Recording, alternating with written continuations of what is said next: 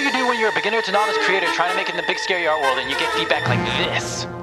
Study your anatomy.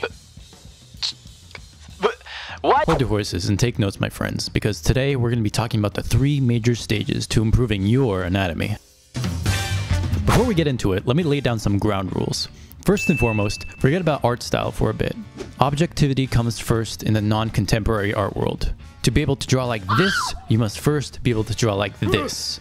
I'm not kidding. I was just as confused as you were when I was a beginner too, but if you want to develop an art style, you first need to develop a solid understanding of real life. Second, the name of the game is general to specific. Focusing on specifics before getting the general picture won't do much for you, which is why I've split studying anatomy into 3 different stages. Stage number 1. Fundamentals, the basics of drawing shape and form. Stage number 2. Figure drawing, understanding the basic human structure, gesture, and pose design. Stage number 3. Anatomy, the breakdown of individual muscle groups and bone structures. Learning each of these only works if you understand them sequentially. I've spoken to too many artists who tried jumping into anatomy straight on without any reasonable understanding of figure drawing nor their fundamentals, and they often end up confused and overwhelmed. Studying doesn't have to be overwhelming. It can be fun if you stay goal-oriented and focused. So that being said, let's jump right into it, starting with our main man, fundamentals. Fundamentals are the most important thing to master in art, period. They're the foundation of any successful drawing. You can't be expected to make a good drawing without a decent understanding of them. So what are they? Line, shape, form, value, space, texture, color, balance, proportion, unity, harmony, variety, emphasis, rhythm, movement, composition, contrast, aesthetics, and symbolism. And maybe throw in some perspective in there, but most importantly, the first 7. These are your elements of design. There are many books and courses that teach fundamentals, such as Bert Dotson's Keys to Drawing or drawabox.com, which by the way is a completely free and amazing course that any beginner should at least try. For understanding anatomy, however, you absolutely need to know your lines, shapes, forms, and proportions going forward. The next big step is figure drawing. There are 2 subcategories of figure drawing: gesture and structure. Gesture is the general pose design of the human body. Practicing gesture involves drawing human figures in 30 to 60 second intervals, breaking down the bare necessities of a figure. Construction isn't really that deeply involved in gesture work. The idea is to get down the energy and idea of the pose in the least amount of lines necessary. 3 things to remember when constructing a solid pose is the line of action, the center of balance, and the basic silhouette. Daniel Floyd goes really in depth on the topic of pose design in his video here, link in the description.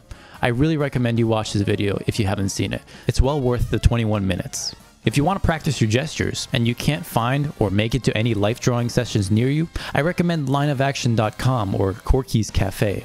These include both clothed and nude photos and videos of models posing for short to long intervals. If you're comfortable with it, I recommend drawing nude figures because it will obstruct less and display more of the pose. The second big step is structure. Depending on who you ask, there are a few different ways to structure the human body, but they're essentially all doing one thing: breaking down the body to its most general shapes. My personal favorites are the Loomis mannequin and Bridgman's boxes. The Loomis mannequin details the basic skeletal structure, and it's really important to understand because unlike muscle and fat, bones are solid and rigid. You can also use these mannequins in your gestures too, making them very reliable and easy to memorize. Bridgman's boxes are an even simpler breakdown because Bridgman essentially breaks down the body into 3 movable masses that form the foundation of the figure. But don't just limit yourself to these though.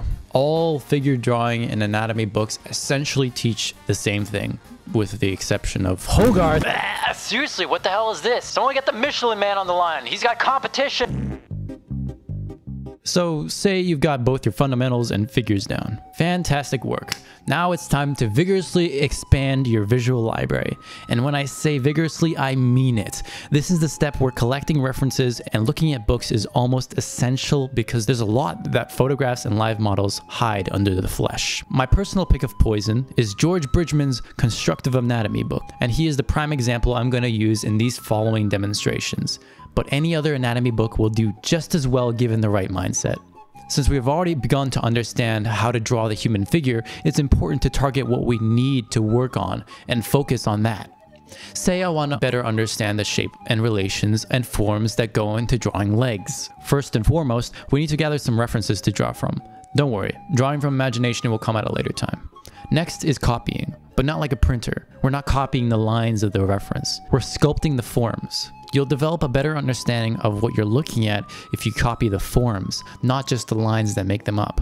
This goes for any sort of observational drawing, but it's super important for anatomy because ideally you want to build a 3D model of the human body in your head. It may be tough at first, but with enough practice, you'll get ready to move on to step 3, drawing from imagination. That's right. Hide your references, open a blank canvas, and just have at it. If you need to peek a little, then you should. But generally, we want to flex and exercise our brain muscles so that we absolutely understand that our understanding of the leg is solid. Now let's compare. Don't worry, if you didn't get it the first time, just rinse and repeat. Nobody's a master by day 1, nor day 100. It's all about practicing and practicing right.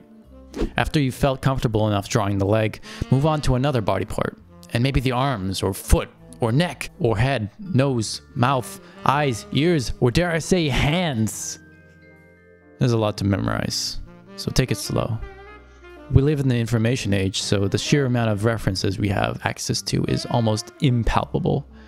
Just keep an eye out for misleading information and remember, always ask for feedback and critique. Speaking of feedback and critique, come check out my Discord server, ShaMed. We run events, make art, play video games, and all around just have a great time. People from all kinds of backgrounds and interests hang out there, so why don't you come on by and give it a try. Thank you guys so much for watching. Peace.